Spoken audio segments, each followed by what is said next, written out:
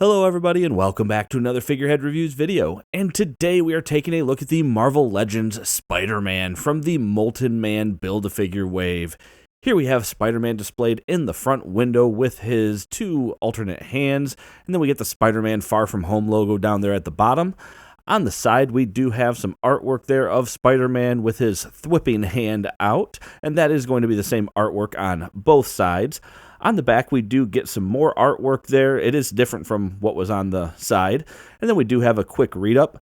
Peter Parker continues his adventures as the web-slinging superhero Spider-Man.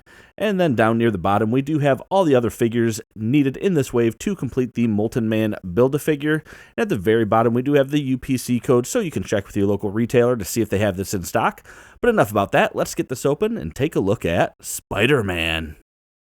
And here is Spider-Man outside of his packaging, and of course this suit is based off of Spider-Man's appearance towards the end of the Far From Home film, when he goes through and he kind of picks and chooses the best part to make his own design, and that has the black and red instead of the traditional blue and red, and that is of course a throwback to his first appearance in the comic books, to really just kind of, like I say, do a throwback to that.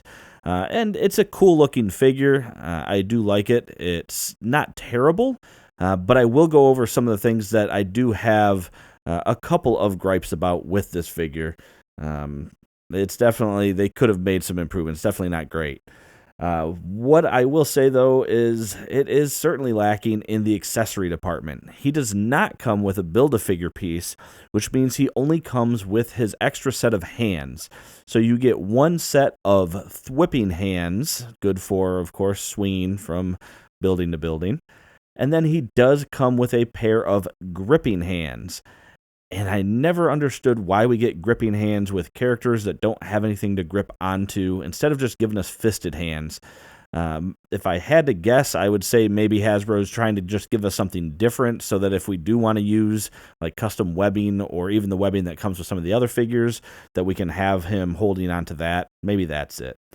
Now, when standing straight up, this figure is coming in at 5 3/4 inches tall, which makes him 14.6 centimeters.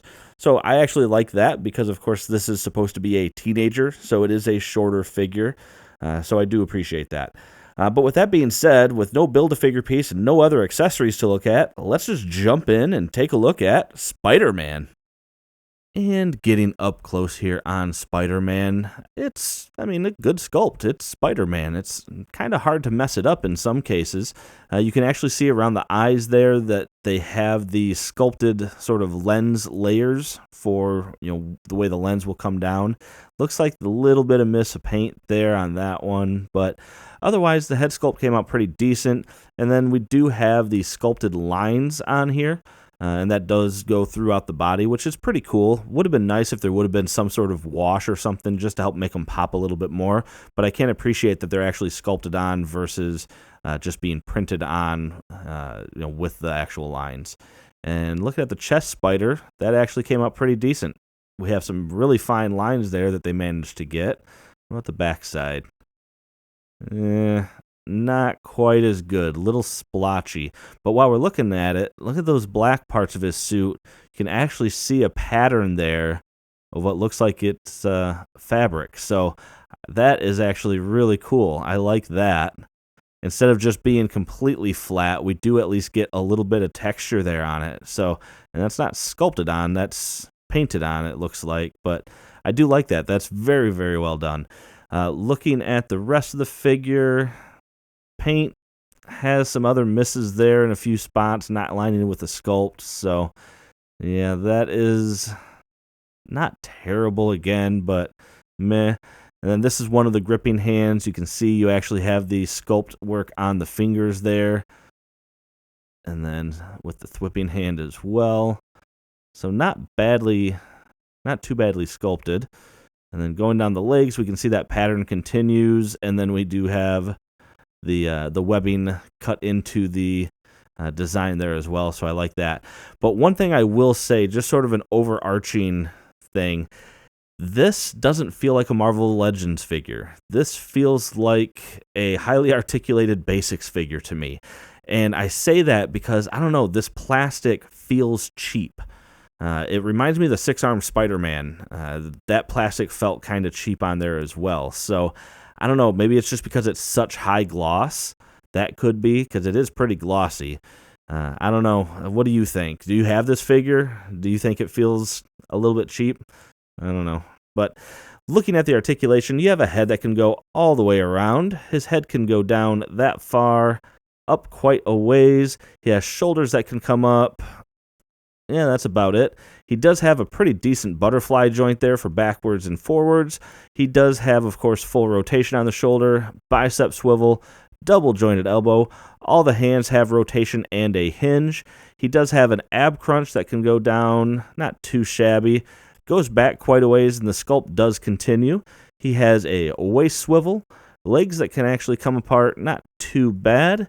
Can kick forward, not bad. Backwards, not really at all. Upper thigh cut, double jointed knees, and then he does have a hinge and ankle pivot. And that is going to do it for this review, everyone. So overall, I will tell you, I held off on getting this figure for quite some time, and in fact, I was actually going to pass on it simply because it was really just another MCU Spider-Man. Technically, it is a different costume, so it is kind of necessary if you want to have an accurate far-from-home display, but he just didn't come with very much, and I couldn't justify a full $20 for a figure that had no Build-A-Figure piece and very little accessories, just some extra hands. We didn't even get like a Tom Holland sculpt or anything like that. That would have kind of made it a little bit more desirable, but I was going to pass on this until I ended up finding him on clearance for about half off.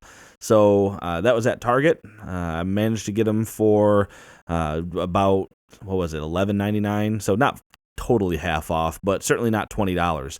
And if I wouldn't have found it on clearance, I wouldn't have gotten it. So in my opinion, that's kind of where I'm at with it. It's an okay figure.